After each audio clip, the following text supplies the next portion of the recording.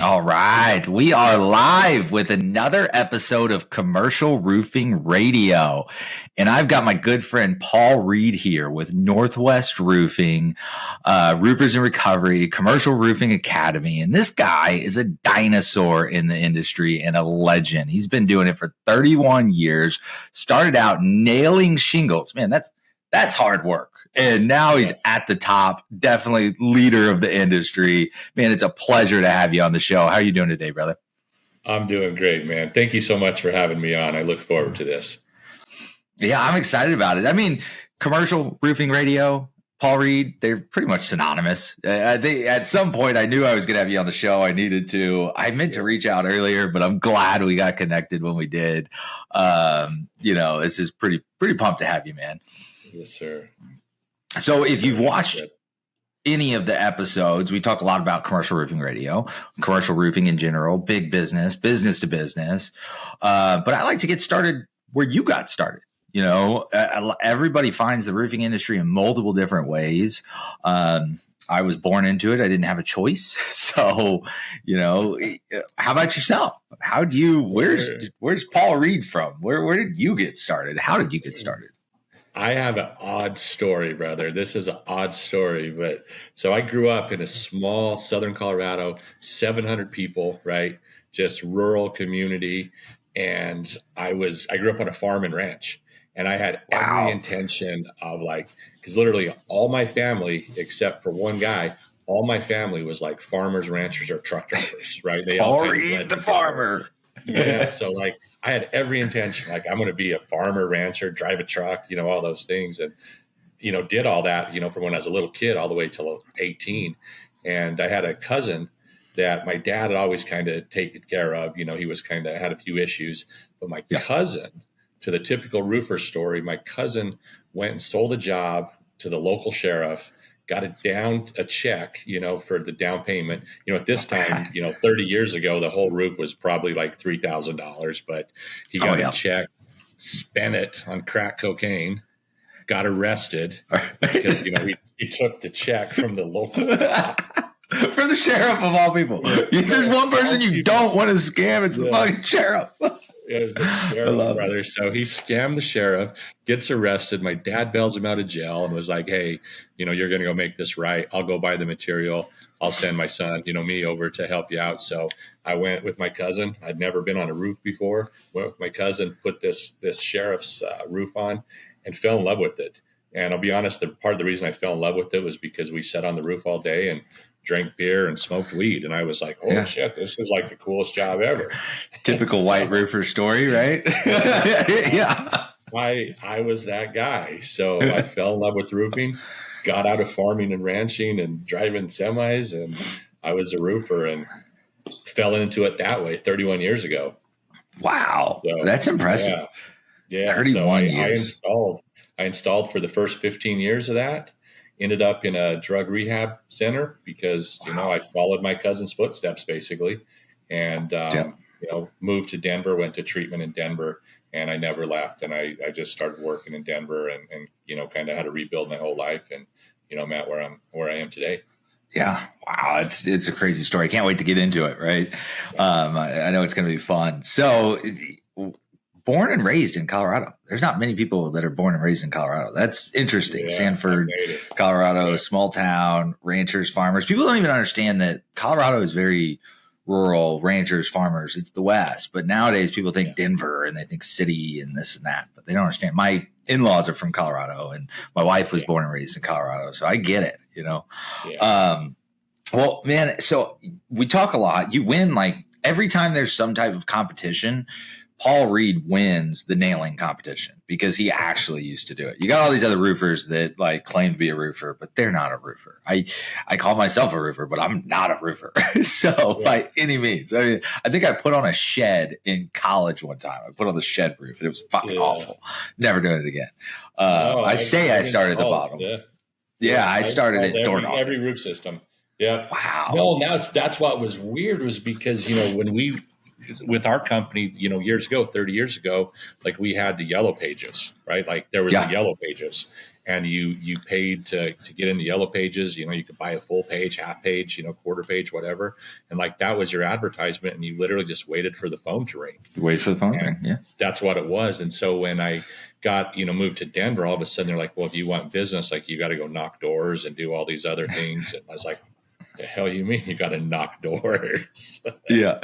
And so what year was that you transitioned into Denver and knocking doors and stuff like that? 2007.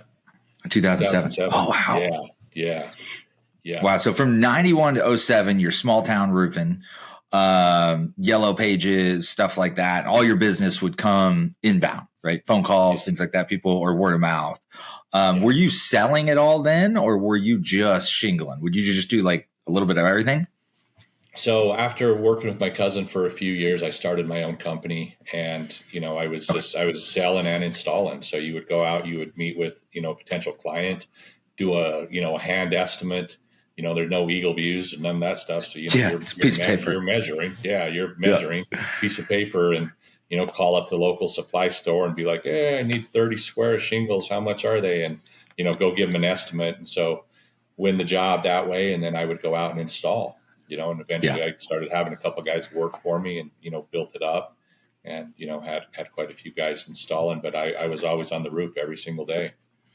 That's awesome. And I mean, commercial is so much different than residential, but it's a lot of that old school stuff. So like how much do you think that helps you nowadays when you go out to a commercial project and you got to work the job backwards and figure out what it costs and what your costs are into it and put the profit in there? I mean, that's like crucial. People don't even know how to do that these days. You get your typical roofing salesman. They got no idea. Oh, let me put it in this app or like pop it in online. And they're not measuring it. They don't know what per square cost is. They don't know what their margins are. They don't know what their labor costs. They have no idea how to bid a job or work a job. No. And being the guy that was vertically integrated, does that help you today, or do you just kind of throw that out the window, or what? No, brother, I think it's what gives me like an advantage kind of in the industry, right? There's not a lot of people there's two sides of the industry. There is kind of like the retail side that are old school roofers, like generational roofers. Yeah. And then you have kind of the restoration side. And in the restoration side, most companies in the restoration side are paper contractors. They learned how to sell, and they're completely just relying on some random ass crew that they might have found on Facebook knows what they're doing to go install the roof. And, they don't know what's really going on. And in residential, I say this all the time, it's easy to make a mistake in residential and like fix it. It's not a big deal. Like, so big deal that I missed the ridge cap by a bundle of ridge cap, or we were short, 4 sticks at drip edge. You start getting in the commercial world, like you got to get pretty granular. And you really need to especially retail. You need to understand the roofing systems. There's so many different systems and different ways to install and do, and it makes a hell of a difference. So I think because, my background was actually installation, I get a look at it from like an installer viewpoint. And, when we start to lay out the bids, and that's how our company, like everybody in our company now looks at jobs, kind of from the installation side. Like this is actually what we need. We're not just randomly making up a number going, well, I think, it's a TPO system. So the last job we did was, $1,400 a square. Let's just bid $1,400 a square. I don't know. No, every project is different. And because I was lucky enough. It's funny. The first year that I claim I started was 07 as well. I was in Red Wing, Minnesota. And everything I would always do is working it backwards. Every job, especially commercial, inside out, you're building it, then you're pricing it, even on, storm restoration. People, again, they clutch on Xactimate. We would build the job backwards, put profit margins in it, put our price into it. Okay, this is our bottom dollar price. This is what we need to do the job for. Then you work the Xactimate and you go it that way. And it's like, hey, if we get it for the Xactimate, great, right? But if not, this is what we need to charge to be able to get the job. 100%. That's what we do. We build the job. We build the jobs. I mean, down to like the dumpsters and the porta potty. We need 18 dumpsters. So we build the job. I don't give a shit what the Xactimate says at this point at all. We build the job, we look at it, we have a spreadsheet, we look, here's our margins, here's our office cost, it's all the way broke down. And then we might build an exactament, look at it and be like, whatever. And a lot of times, and it's funny. It's because sometimes when we build the job on a commercial, we're way higher than what the exactament was. We can't even get the exactement close. The next time we build an exactement and it's way higher than what we actually need. So you just got to understand. It's almost like your control. I think about it like a scientist doing an experiment. You always have your control. Exactimate's the control, but we're going to price it the way we're going to price it. And then we'll go back and check the control, but that's it. Yeah.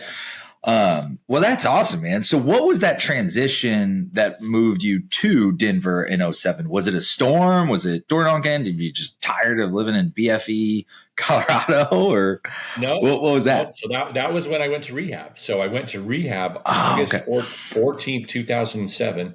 And I had every intention in the world to, go back home and just start up what I was going to do, what I'd always done. But listening to a few people that were in recovery, it was, hey, maybe you should stay up here. And so they recommended I stay there for 6 months and kind of work a program there. And, I got out of rehab. The first day out of rehab, day 31, I went to work for a local company that was doing a couple thousand roofs a year. They threw me right into production, and I was the production manager, and I'm roofing 15 jobs a day. I went from being, kind of, let's just say white guy roofing to where we would do one job every 2 weeks because it took us so damn long because we were drinking and drugging the whole time to doing, literally 15 jobs a day. And I worked my way up. I was making $250 a week right when I got out of rehab is what they were paying me to run production. And I worked my way up and kind of became actually part owner of that company. It was a successful $20 million a year residential roofing company in Denver. I was there for 3 years and had a falling out with that owner. Obviously, it happens. How it happens. It always does. Yeah. Yep. And then I partnered up with my current partner, Tom Brown, at Northwest Roofing. That he had owned Northwest Roofing since 2003. Wow. We partnered up with him and we transitioned from doing, a few thousand, 2,000 to 3,000 residential roofs a year to, now we maybe do 100 residential roofs a year and, strictly pretty much commercial. Wow. That's impressive. And so those early people don't understand that those years, I mean, I didn't work in the 90s, so I don't know what roofing in the 90s was like. I started in those years. So, but those years were the most, in my mind, the transformational years in the roofing industry because of technology and things like that. I mean, nowadays, everybody's like, oh, this new CRM or this new thing or that new thing.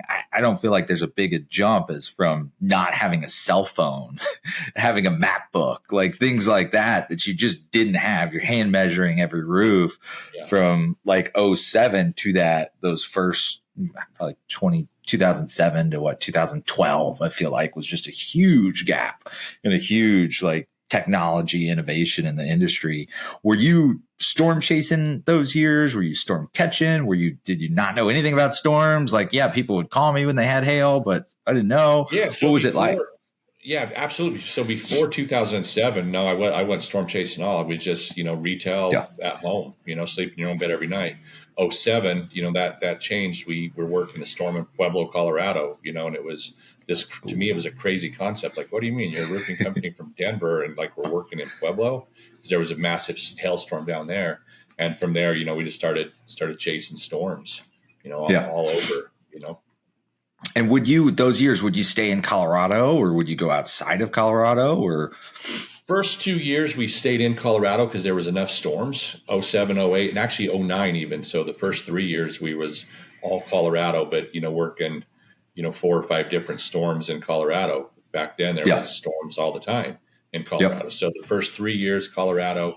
And then the first big one I jumped into actually was, that would have been 2010 into 2010 was Arizona. That's what I say. Phoenix, Arizona. So everybody loved that storm. Arizona got smoked. Went from Phoenix to Overland Park, Kansas, to Nashville to St. Louis. I think that next year went from basically all Colorado storm chasing to 8 different storms across the country. And since then it's just been in the storms. That's awesome. Overland Park, Kansas. I probably saw you in that storm. The Arizona That was a one, great storm. that was a great storm. And my dad and uncle were living there at the Links of Lionsgate at the time. I don't know if you know the neighborhood. Absolutely, I know that I neighborhood. I sold so many jobs in that neighborhood. I loved it. I drove down the street in my golf cart that was lettered up or my dad's golf cart that was lettered up with the signs, and then I just sold all the neighbors. It was just the easiest. It's funny. You named two storms. Arizona's my great white buffalo. That's the one that got away that I never got a chance to work. So we almost went, and we decided not to go because all the labor laws at the time scared the shit out of LC. They didn't want to go. You don't want to know what we did to make it work. It scared the shit out of me. Wouldn't do it. And I think they were pretty big in Oklahoma at the time. And then that Overland Park storm hit, and that one was my first real storm post college that I just partied my ass off. And I did that a lot, but I think it sold like 1.8 in that storm, but I should have done like 5 or 10. I mean, I lived in the links, like all the neighbors. My little brother went to grade school there, knew everybody. There was one neighborhood by there that was even better because it was all wood shakes. It was tear off, redeck, and AmFam we were at, brother. We were in that wood shake neighborhoods. You'll never see a storm like that again. Never. American Family was paying. Remember what they were paying for? I think they were paying for like the upgrade to impact resistant, and we were getting WeatherGuard HP for like $70 a square, something $60-$70 a square, something stupid, because they had bought it in Oklahoma and they didn't build anything in Oklahoma, so they had it all just sitting there. Oh man, that storm was awesome. We were bootlegging shingles in because we were going from shake back to certainty presidential, Yep. And they didn't have products, so like we were bootlegging it from Denver, and like it was nuts, but it was a great storm. Yeah, those were fun days. I miss those storms. I love it. People say like, I don't miss storming. I always miss that. I start hearing it, I get the itch. It's like, man, I want it. Yeah. But man, so when was your transition to commercial? Like, were you always doing commercial? Was it like probably like my experience of, we do a church or a apartment complex every now and again, but Yep. How'd that go? That's absolutely what it was. So, we were 92% residential, and, one of us would stumble upon a church or, a little shopping center here or there, an apartment complex. And it was 2014. This will never happen again, but there was a storm, or just a random storm in Durango, Colorado, on September 14th in Durango, Colorado, western side of Colorado, southwestern side of Colorado.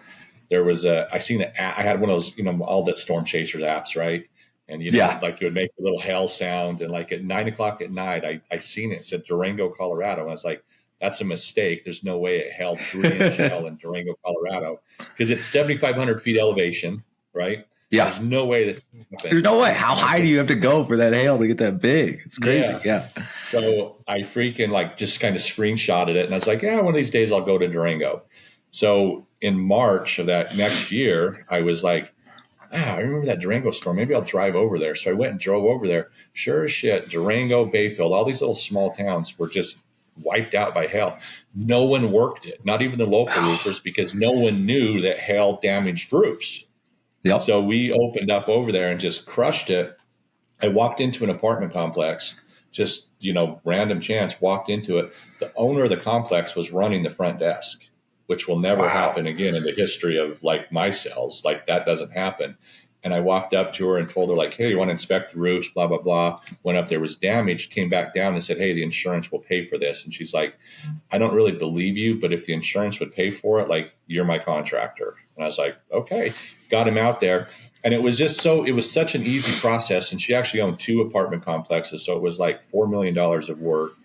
It was such an easy process. Like it made my mind spin of like, why am I not doing what are we doing? Yeah. Why am I chasing, $9,000 claims? This, I just sold 4 million, and, this is too easy. And it's not that easy, right? But it kicked it off of like, hey, we need a transition. And also about that same time, society started to kind of go downhill, in my opinion, right? Yeah. People are starting to be shitty. You started to get like Google reviews and Yelp reviews and all this crap. And we became so like just focused on like, oh my God, we got a bad review. And this shitty homeowner, you know, gave us this bad review and like it was affecting our business. And I was like, I don't like people. I don't like homeowners. Homeowners suck. Homeowners suck. Yes. And so I was like, I'm done with this. And, you know, so that was the start of it, was because homeowners sucked. I just randomly sold $4 million in apartments, like so easy that it was like, fuck this. Let's what am I doing? Yeah. Yeah. So that was the start of it, man. That's awesome. And just never looking back. Right. I mean, I remember when back in the day when we were in Aspen, it was like LC was like, I remember getting a commercial that was giant, and this may have been RSA at the time, but I remember I got this giant flat roof that probably, I mean, it'd be in the 20 plus million today. And I had it. It was mine. And they wouldn't let me sell it. Like, no, we don't know shit about it. They were afraid of it. They were like, whatever, just pass it off. And that awful. I look back on those days, like in so many other flat roofs. I mean, we were doing one of the first jobs I really sold was a big apartment complex. Apartment complexes, HOAs, that stuff's easy. It's just bigger homes, but they were still really good. And we weren't working them like we were supposed to. It was just, they'd come along, but selling flats. I mean, so even in Durango, did you do a lot of flat work in Durango, or when did you get into big flats and metal and really? I had always sold, you know, and did flats like when I was back retail, like on my own before I got sober. Okay. I was doing I was doing every roof system out there. I've personally installed literally every roof system except a hot tar. I've never done a hot tar myself. You know, standing seam, every type of metal, Decra, you know, whatever, shingles, flats, TPOs, EPDM, like I've installed them myself. So I never had that fear. I never there had you go. Of selling these jobs. Now my business partner did. The first time that we you know, brought in like this big job to TP, it was 100 square. It wasn't even a big job, right? But it was massive. Those felt big. Those are huge. And it's a huge building. People see big flat roofs and they don't understand that it's not as big because it's just flat. It's not up in the air. People will be like, oh, that's 1,000 squares. It's like, no, it's 250, you know? Yes. He's freaking out. He's like, dude, we can't do this. You sure? And I was like, yes. So that's how we started. But absolutely, most people are scared of them, and rightfully so, right? Yeah. Rightfully so. There's a lot of shit that could go on. You know, if you don't know what you're doing, you know, you definitely don't want to take them on. Yeah, I think my first real experience with a lot of flats was that Las Cruces storm, Las Cruces, New Mexico. We had an office down there. I remember you were down there as well. Yeah. Yep. So we killed it, that storm. That was one of my favorite storms. New Mexico was just amazing. So you guys did a ton of flats right down there, right? I mean, the houses are flat. Like, there you go. Yeah. You know? So that was actually my first experience with Tectum roofs. I got into a neighborhood. Oh, really? Tectum roofs. Yeah. These claims were all like that. This was crazy. The home values were like, you know, $150,000 homes. And we were getting like 140 for the damn roof. Yeah. It was fucking crazy. It was a great storm too. Yeah. Oh yeah.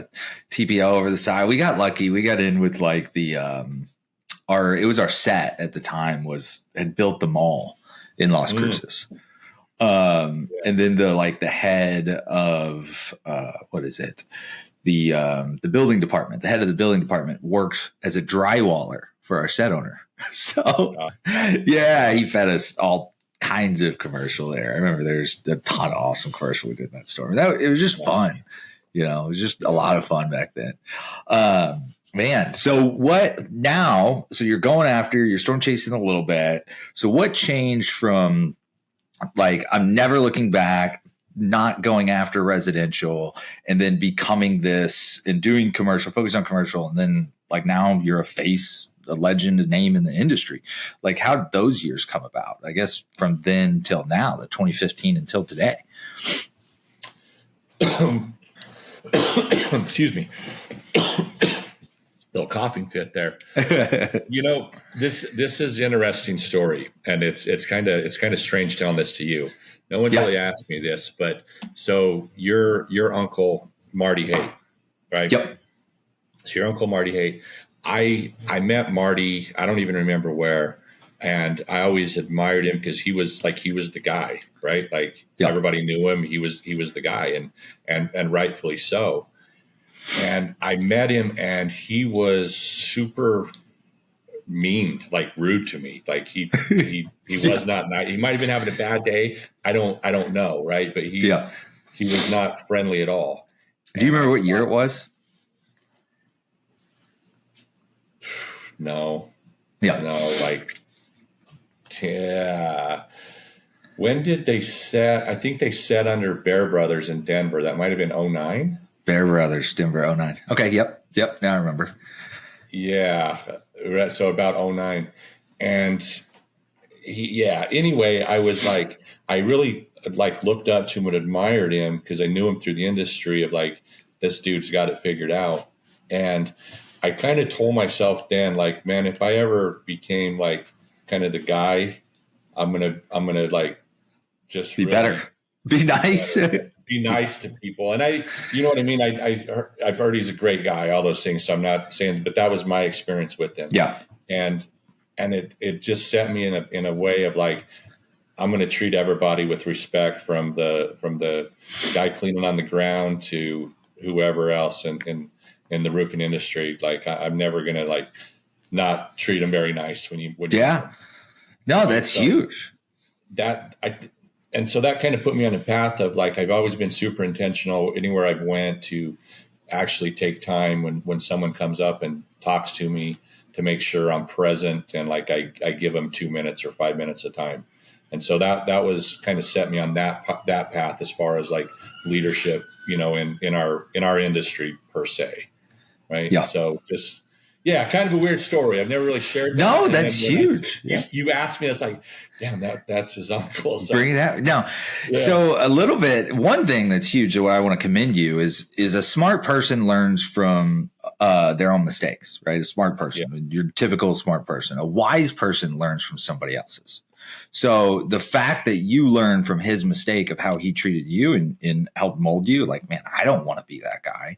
That's huge. Yeah. Another thing is like Uncle Marty, I ask, and it kind of transitioned into the rest of it is like, he's passed away, and a lot of that had to do with addiction. And I asked, well, what year was that? Because he was a different person, as you know, towards the end than he was always. Now, I wasn't super close with him.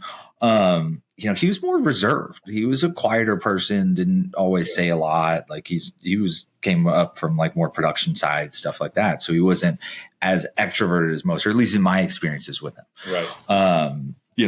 I respect a lot of what he does, and you'll never hear anybody say anything negative about him. But I think that happens a lot when people pass away.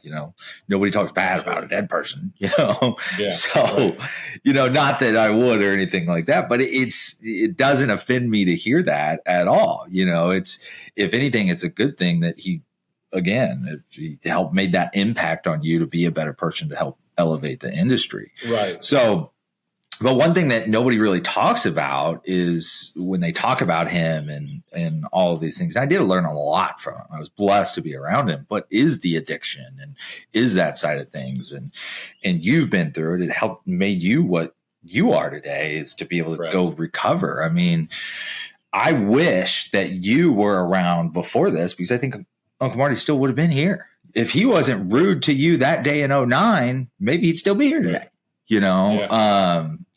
That's huge. So, and that again, so you're doing Roofers in Recovery. When did you start that organization? Let's talk about that for a minute. Yeah. So when I went to rehab 16 years ago, almost 16 years ago, it was $30,000 is what and it was a higher end rehab. I mean, there's obviously some that could have been cheaper, but that's where they put me. I didn't have $30,000 obviously at the time. Most of my family didn't have $30,000, and they scraped together money somehow, and they got me in, and it, saved my life. And I'm here today because of it. And because of that, it was always like, I need to give back and I need to help other people, because someone helped me through a time that I didn't deserve, and it helped me. And so because of that, we were like, hey, how can we give back? And the roofing industry, it's been my life, and it's been, everything I have, I mean, obviously God, but everything I have is because of roofing. And how can I serve back to our community? So about 5 years ago, it was like, let's send someone to rehab. How do we do that? So I called up my buddy Eric, and I was like, hey, let's send someone to rehab. You pitch in, I'll pitch in, and we'll send somebody. That was the start of Roofers in Recovery. And so we did that, and then it's like, how can we do more? So we started at 501c3. My wife's been the driving force behind that. She puts everything together, holds everything together, and today we generally send anywhere between 20 to 40 people a year to rehab. Every single year. We have meetings 2 times a week and do a lot of stuff in the community, and sponsor and mentor a lot of guys throughout the whole country. And that's amazing. It's just what we're supposed to do, man. We're supposed to give back. We're supposed to help our fellow men, and we love doing it. Again, yeah, I love that. I absolutely love that. And I wholeheartely believe that my uncle would still be here today if that organization was as big as it is today as it was back then. He struggled with addiction through his early years, and like to the point where he was living under a bridge, and like went and cleaned himself up. And I think one of the things that he suffered from was the fact that he relapsed, and it was like he gave up. And again, I didn't have this conversation with him, but I would see it firsthand. I was young at the time when it passed. I was younger, at least. Yeah. But I saw the signs. I knew he was on drugs. Like I knew, like, when somebody is. I mean, people just don't fall asleep and like at the World Series game if they're sober. Like, that's the thing. And I believe, if we would have had that organization back then or whatever, absolutely, possibly could still be here with us today, because part of what we do is we get the message out, because as men, we don't like to talk about it. I don't, no one likes to like share their faults or their secrets or like their, whatever with anybody, because like, I'm not a man if I do that stuff. And so our biggest mission is to break that stigma and go like, hey, shit happens, dude. Like there's some of us that become addicted. There's a lot of people that could go drink their ass off and have fun and do all those other things. And then there's some of us that can't, that take it too far. And, by just being able to get the stigma out there of like, hey, I'm that guy, and it's okay that you're that guy too, but let me help you. Let's talk. Let's talk about this. Right. And to be able to have an organization like this out in the industry, and, people reach out all the time. We send maybe a tenth of the people that reach out actually end up going to rehab. The other ones, a lot of them fall off and continue down that path, but a big majority of them as well also like don't have to go to rehab, but they just get to kind of join our community and start to maybe go into meetings and all those. But it's just getting the message out and talking about it and being like, it's okay that you're addicted. There's ways to get around this. Yeah, that's huge. And I mean, you do so much for the industry. So not just the Roofers in Recovery Commercial Roofing Academy. And it's just, and it's crazy. I think a part of, again, I don't know what his excuses are back then or why he was mean to you. Maybe he just didn't like your face. I don't know. Probably. Right? But I'm kidding. Right.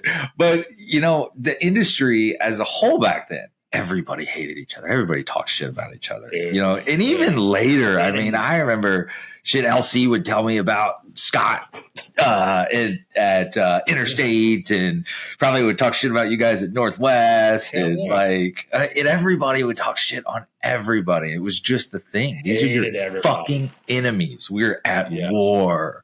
Yes. Like, even like when I wasn't with Aspen, I remember I think it was at Mad Sky running. There was a GM or vice president at Mad Sky at one point in time, and it was LC's little brother. I almost beat him up one day, threw him in the truck, slammed the door. Like we would fight each other, like in the streets. It was normal.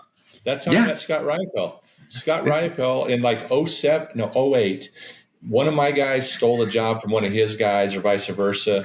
And I get a phone call from Scott, when I was like, meet me out there, in the street. We had a gang war, dude. It was a gang war. I had on red shirts. They had on white shirts. And it was in the middle of the street over an $8,000 job, and it's like, I hated Aspen. I hated Mad Sky. I hated Interstate. I hated all of them. Yep, we hate each other. I remember you guys owned Pueblo. You guys always owned Pueblo. Anytime Pueblo would get hit, Northwest would own it. But I remember that movie, Green Street Hooligans, where like the soccer teams would line up in the street and just fight each other. That's roofing in the 2000s, right there. I really hated person I hated the most was actually Derek Lindsay with Infinity. Derek Lindsay. Oh, really? Oh my God, he would call me and just mother me, boy. And now like we're friends and buddies, but back then like you hated everybody, and you didn't speak to another roofer and ask what was going on. And I think because of social media, like that kind of started to change it. And and honestly, I'm going to give Anthony Delmedico a lot of credit for really starting like on the storm side of Storm Ventures, right? I don't, and I think everybody knows this. I don't always agree with like with the methods of SVG and all that, but I will always say that he did contribute very heavily to bring a lot of people together in the same rooms. And I think that a lot of the industry has been a lot better for that. And that was the start, like a commercial roofing academy, because when we did transition into commercial, like I knew the builds and all that type of stuff, but I didn't have anybody to ask, right? Like I didn't have anybody to ask, like, how do you do this? And there was nowhere to really learn how to do this. So it cost me probably a couple $1 million to make that transition, because we made so many errors. And I say that all the time, like I already paid the dump tax. You don't have to pay the dump tax. Like I'm an open book. You call me, you come to the Commercial Roofing Academy. And that's why we started the Commercial Roofing Academy, is I literally took, here's all my mistakes. Here's my successes. This is what we've done. This is what we do today. And here's the Commercial Roofing Academy. Because, again, like there's so many roofs out there. And people are like, dude, you're training your competitors. I have people from Denver come through all the time. Another office in Arizona, people from Arizona all the time. I'm not training my competitors. There's plenty of roofs out there for each other, for all of us. There's too many. That's the real tragedy right now in the commercial roofing space. The real tragedy for the last 20 years is the fact that there's roofs going out there that are damaged by insurance events, and they're going unclaimed, and people are not getting them paid for, and they have to pay out of pocket or normal maintenance on it. When it's like, if we would have just got the word out that, hey, this roof could have been replaced by your insurance, or if you were monitoring the property, or if you were repairing it properly. And so that's the biggest thing. Is I think the tragedy is that because an organization like yours wasn't around, the Commercial Roofing Academy, that there's people in these small towns that these roofs are going unnoticed, and insurance companies could have paid for them or should have paid for them. And now it's too late. Absolutely. The education part, that's what we thrive on, is the education. So we educate, we have in, obviously, bring in Phil with Daly and Black, and it talks about all of those processes, and we bring in manufacturers and we just go from A to Z and really talk about like how to build relationships, because most people don't know that stuff. And they get out there.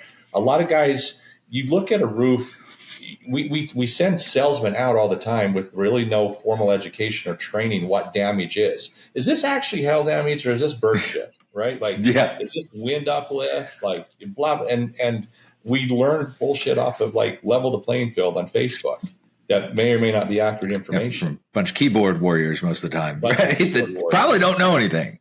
No. Yeah. And so that's our goal, is to educate.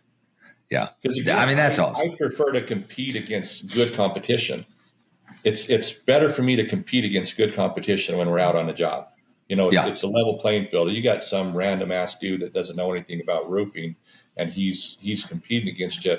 Hell, a lot of times they'll win because, they lowball it, or they do this or do that, and it just muddies the water. So I like to train my competition. Yeah, I felt the same way growing up, like, because again, I had friends at all different companies and friends with the owners or family with the owners or something like that, right? So even if we would go up against, like, who else is bidding on the big commercial job, you'll see the flyer there, the desk, you go present with the board, and it's if somebody else were to get that over me, it didn't happen because I was always the best and sold it. But but if somebody else were to get it, well, we're high fiving. I'm buying them drinks at the bar. They're buying, all right, you're picking up the bar tab tonight. You won the big job. So, and nowadays I feel like I keep my ear to the ground. We help contractors all the time. Like I tell contractors, you got a big job and you don't know how to roof it, call me, I'll help you close it. And then I'll line you up with crews. I'll line you up with suppliers. I'll help you. I know how to do it. I'll sell the damn thing for you happily. Right. Yep. Just call me. I'm a team member. And so it's funny because there's so many people out there that can source big commercial jobs, but they don't know anything from past that. So one, they need to sign up for Commercial Roofing Academy and go learn it. But two, like, don't turn anything down. Get a team that can do it. Bring somebody in that knows that product. Bring in your supplier to talk for you. Bring in national claims advisors or anybody to talk about the claims process. Don't stop turning stuff away, because the person who gets hurt is the property owner, that commercial property owner, that policyholder. It hurts them if you say no, because I'm sure nobody around that area knows how to do it. Or what are they going to do? Call TECTA? You think TECTA is going to take care of them? You know, that's the thing is we as sometimes if you look at the roofing industry, who are the most people in the roofing industry, salesmen, owners, whatever, they're a type A personality, right? Yep. And so they always think they're the smartest guy in the room. And so our ego prevents us from doing a lot of stuff the way that we should. Because a lot of guys will stumble upon a job, however, and then they don't really know what the hell's to do with it, but their ego will prevent them to call someone like me or call someone like you to be like, to ask for help. Yep. And it kills them. And they don't want to ask. Yeah. So ask for help. Ask for help. Right. Growing up, like all the time, daily. I know you do too. I've seen you on roofs this week. You know, that's what you do. Yep. You're helping.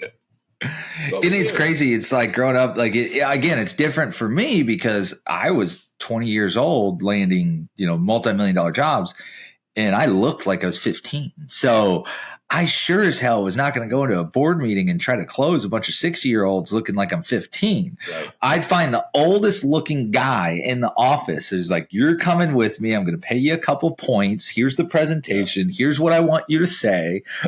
Go through it. And that's, again, so I would always know your weaknesses. If your weakness is product knowledge, if your weakness is you need some gray hair to look the part, because that's important, right? It's so much is. And the other thing is greed. A guy will get a job and they're looking at like, well, if I'd done this shit myself, I'm going to make $500,000. If I have to bring in somebody that knows what they're doing, I'm only going to make $250, bro. Yeah, that 500,000 probably is going to turn into like 42,000 because you're going to screw up the job. Or not even to think like you don't estimate it properly. Yeah. Don't put in the change. If it's retail, you're not doing your change orders correctly. You're not doing this. You're not doing that. You would have made more if you would have had me, because I would have estimated it properly and I would have been able to close it at that estimate. Or you would have made more because we would run in national claims advisors to get the right amount of money from the insurance company. It's like, again, and the old school thing, 100% of zero is always zero, that rings true every single day. Stop getting greedy.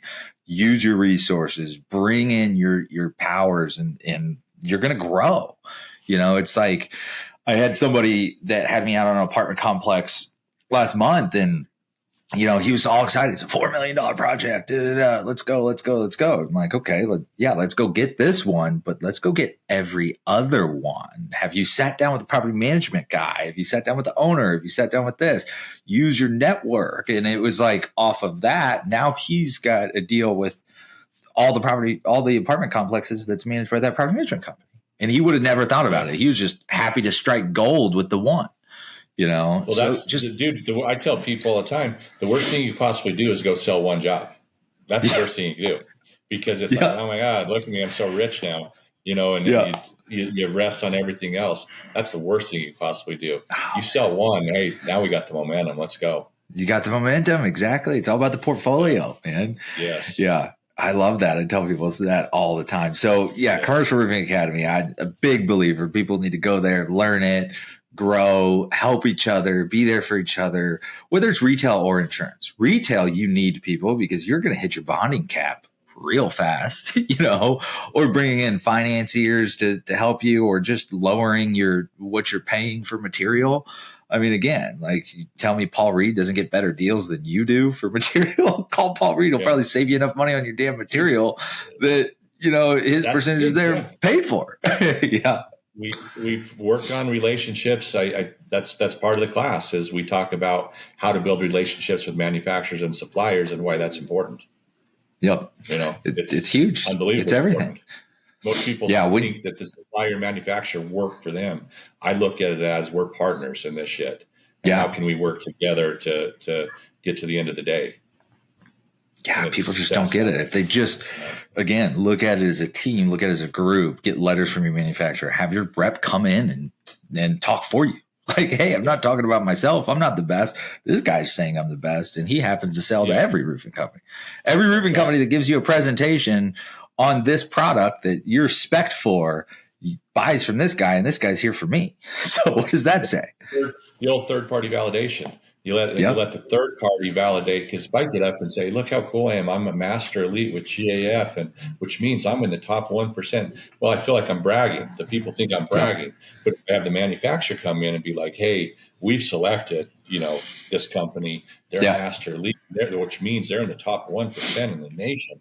Like, now it's the truth. It wasn't me bragging. So the third party validation is so important. Yeah. My father, Daryl, would always tell me that. Is Alan, when you're talking about yourself, you're just bragging. But when somebody else says it, it's the fucking truth. Like, bottom line. He always told me that. I never forgot it. Yeah. Absolutely. Yep. That's pretty cool, man. Little trick most people miss. Little trick, man. I could talk about old school stuff all day and share some war stories and stuff. There's probably other storms that we've overlapped and things, man. It's a blast, and I enjoy every part of it. But I do have one segment of the show that's probably my favorite. So you grew up roofing in the 90s. I just grew up in the 90s. So part of that experience for me was watching a game show called Who Wants to Be a Millionaire?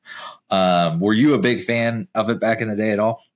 I did used to watch that. Yeah, I did I like really. There you go. I mean, Regis was the man, and $1 million was a lot of money back then. That's not even something we got into. Yeah, I never got all the way to the million. I would get up to 250,000, then I would miss the next question. Generally, always, man.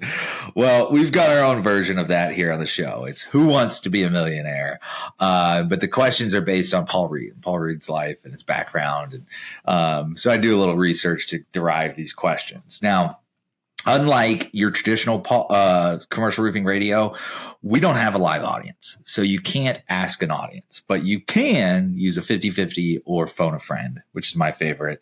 I think on the last one, the friend didn't answer. So make sure you call somebody that answers. No Googling. Don't cheat, okay? It's very tempting. I see your phone's close. Make sure you put that up. But let's go and get started. Who wants to be a millionaire?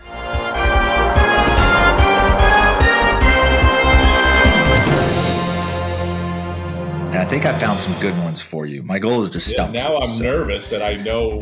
I hope I know one of them. So here's a good one, right? We talked about this earlier. Colorado is one of the fastest growing states in the country. Denver probably is for, the fastest growing city. People are just flooding into it. My wife is from Colorado, born and raised. She was born in Broomfield and Aurora, I think, but lived in Broomfield. My in-laws still live out there. And it's so rare. It's like a unicorn. You're a unicorn. Well, how rare is it? How many people that live in Colorado are actually from Colorado?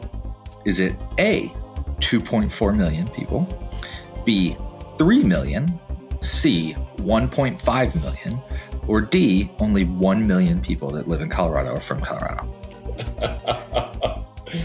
Well, Regis, I'm going to go with A. I'm going to guess A. Let's guess. You're going to guess A, the 2.4 million. Yeah. Any reason behind it? You're just going to rip it and grip it? Just you like the numbers or what is it? If I was taking a multiple test, I take a lot of tests across the country. Sometimes if I don't know the answer, I guess A. So I'm guess A. There you go. So this is purely guess A. Well, I got to ask you, is this your final answer? A. That's my final answer. A. 2.4 million. You got it. I'm telling you. So it was percentages, and I had to go in and derive the numbers because I thought the percentages was too easy. So I switched it to numbers. 2.4 million or 42%. That's what it was. Yeah. Okay. So yeah. And the rest of them just made I would have guessed the 42%. That number sounds about right. It sounds about right. That, like the Denver population, the metro was like 3 million. And so, yeah. Anyway. Yeah, I think you got like 5.3 million people. And this is the 2022 numbers. So the crazy thing, in 2019, you were at 47%. And then by 2022, you dropped all the way down to 42%.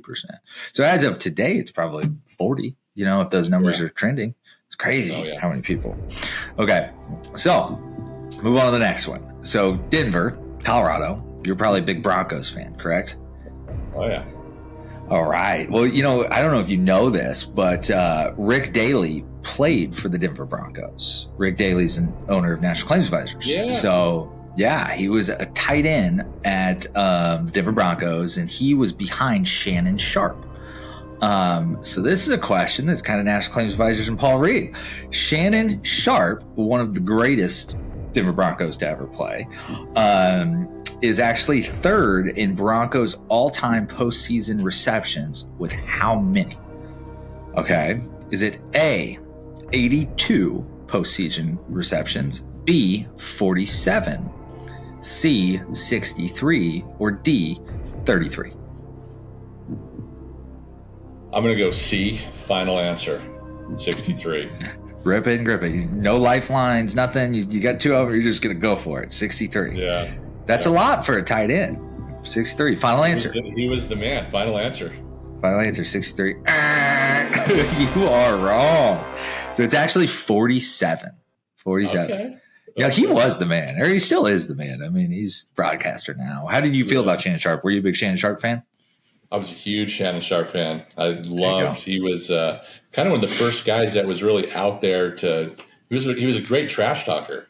He was one of the first guy that was just vocal about everything and would make fun of people. I don't know. It was hilarious to me. Yeah, Rick said I think he's like the reason why he went to law school, because he knew he wasn't going to play with Shannon Sharp ahead of him. I mean, how does that work if you're a tight end and the guy you've got to beat out is Shannon Sharp? It's like, it's not going to happen. Screw that. And have you ever met Rick? He's a big guy, big football player. I had no idea. I've met Rick numerous times. I had no idea. Yeah. He looks the part, though.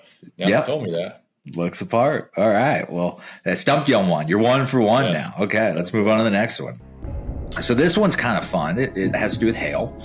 Obviously Colorado, people don't realize, gets a lot of storms. I remember I was in an argument with my wife the other day about who gets more storms, Texas or Colorado, and Colorado got more, but at least where we looked, right? And so the largest hailstone in Colorado history hit in Bethune, right? Am I pronouncing that correct? Bethune? I think that's up in northern Colorado. In 2019, how large was that hailstone? Is it A, 5.52 inches, B, 4.83 inches, C, 4.25 inches, or D, 5.01 inches? I am going to go with A. I remember that. Again, you got 2 questions left, and you have 2 lifelines. Do you want to use one of them? No one would know that one. Unless they know it. So. You could do the 50-50. It'll knock 2 of them out. Oh, I forgot about the 50-50. Let's do the 50-50. Do the 50-50. Okay, I'm helping you out here. Okay. So we're going to take away C and D, which leaves A and B. It's either 5.52 inches or 4.83 inches for the largest hailstone. I know my final answer is A. I believe it was in the 5s. I believe I remember that. Perfect. 4.83 is the correct answer. You are wrong. All right. I got you. I'm getting you here. So you're 1 for 3. All right. Okay, that's just the typical salesman move, though. When you sell a $900,000 job, you tell people you sold $1 million job. So you used to going bigger, right? You go bigger, right? We round up. Roofers. I used to always say, salesmen. The most authentic salespeople are doublers. But for the most part, we're quadruplers, So typically, if they sold $500,000 or $1 million, if they say it's $1 million, it's $500,000 if they're honest. But most of the time, they're going to say $2 million in sales. Right. And what's unfair is you old guys is like when you were selling $2 to $5 million back in the day, that's $10 to $20 million in today's numbers. You think $1 million goes a long way Yeah. Okay. All right. Here's the last one. Okay, so we did some hail. Now we got to do some wind. So what people don't understand is wind probably does more damage to commercial than hail does. Hail, especially according to carriers, we can go back and forth with what really damages like flat roofs all day. But a lot of the carriers, it's widely accepted like 2-inch plus. But wind, as low as 65 mile per hour winds, 55 mile per hour winds will damage like a flat roof. So wind is really important, and wind, you get a lot of it in Colorado. So what is the fastest official wind recorded in Colorado history? And we're not talking about with a tornado. This is just wind in Colorado history. Is it A, 110 miles per hour, B, 205 miles per hour, C, 122 miles per hour, or D, 148 miles per hour? I don't have anyone to call on that either, because I don't know anyone would know that.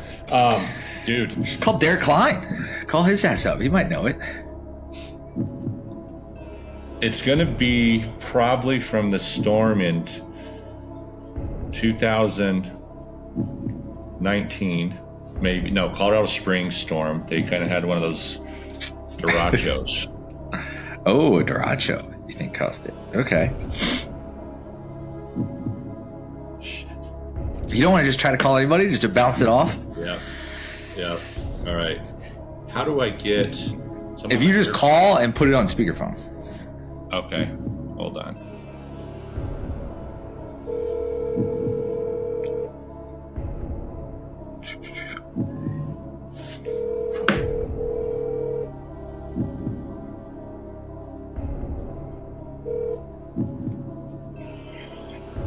Hello, this is Derek Klein with Health. Oh. Hit me with... I'm going to call Matt Grassmeyer. Can I call 2 people? Yeah, call him. If he doesn't answer, I'll let you call again. This is fun. This is my favorite lifeline. I get more people on, Hello.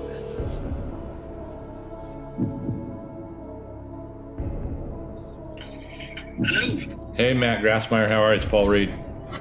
I'm good. How are you, Paul? Good. Hey, I am on a podcast with Al and Mick right now, and we're playing Who Wants to Be a Millionaire, and I need an expert on weather, so you're my lifeline.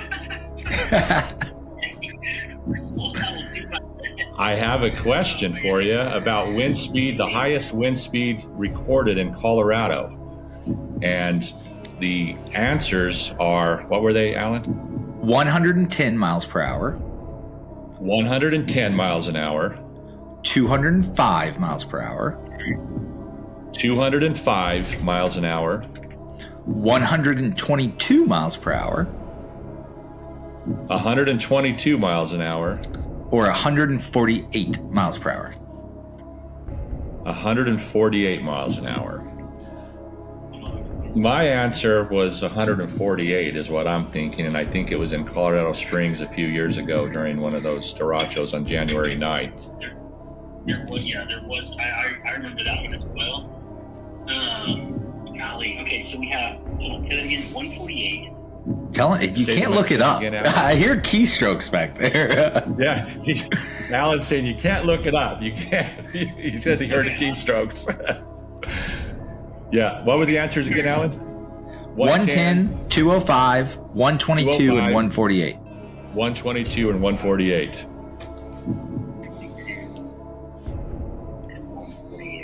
Yeah. Oh, man. Okay, I'm stepping away from my computer. Stepping away from his computer. Need to visualize this. I don't think 205 is the answer. Nope. Because I think that would get talked about for generations. Golly, 148. That does seem like something that I remember occurring in Colorado. There was more places than Colorado Springs. Actually, you know what? There's a couple years ago, Paul. Do you remember that? There was a big wind event. And I want to say there were some even gusts in like higher than 150. I feel like there's a 175 gust somewhere out in the middle of nowhere, Colorado. So now that I think of it, 205 doesn't seem that far out of the question. You know what? I'm going to go with 205 too. 205 is the answer. All right. We're locking it in. All right, Alan, what is the answer? You ready? Locked it in. Okay, this is kind of a trick question. So, the fastest official wind speed. Just a second, because you're on my Bluetooth. So hold on, I'll tell you in a second. The fastest official is what? 148. 148. So Paul would have got it right, but there is a but. There's an asterisk.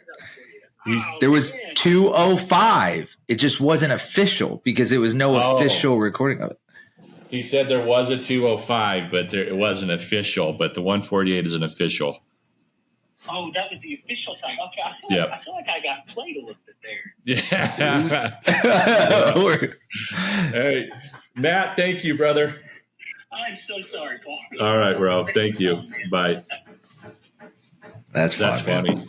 I could hear him. I could hear him clicking, dude. I was like, I know. I heard it. You are cheating. I guess I didn't tell him that he couldn't do that, but yeah. What do they say? If you're not cheating, you're not trying. Right. That's a roofer thing, I believe. That's a roofer thing. Yeah.